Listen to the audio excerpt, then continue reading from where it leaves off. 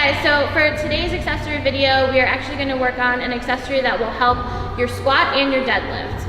It's called the Hatfield Back raise, and it's named after Fred Hatfield, who is also known as Dr. Squat. He's the first man to actually squat over 1,000 pounds. And so what this exercise is going to work on is your spinal erectors, or your middle back, which will keep you erect in your squat, but also help you with your lockout on your deadlift. So Alyssa is going to kneel down on this pad,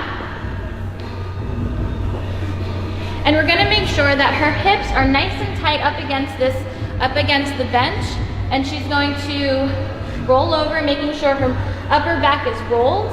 And then what she's gonna do is she's gonna push her abs up against the bench,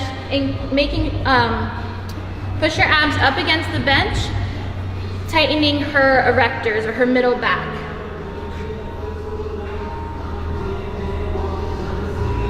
So she's going to squeeze her abs, making her middle back contract. Roll over, keeping her neck in neutral spine position, squeezing her abs, making sure right here, her middle back is engaged. Good job, Alyssa. Now you can add weight to this by holding a plate up against your chest, or you can also hold a plate behind your neck. So we're gonna take a 10-pound plate, she's gonna hold it up against her chest, and then we're gonna do these movements the same. She's gonna crunch her abs, making her upper back and her middle back contract.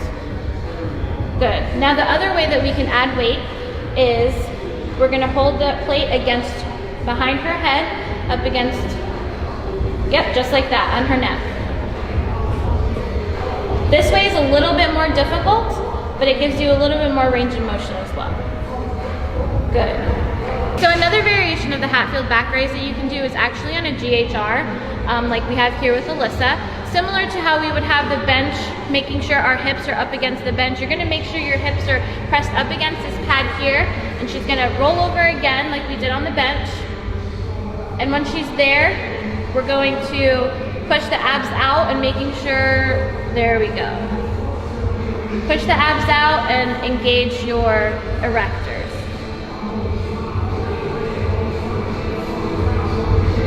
Good. And then a way that you can add weight to this is actually with the barbell. But keep in mind that with the barbell, you have to make sure that your arms stay completely locked out, so that you don't put any undue pressure on your ribs and accidentally dislocate them in any way. So we have to make sure that your abs are always engaged when you're doing any kind of Hatfield back raise.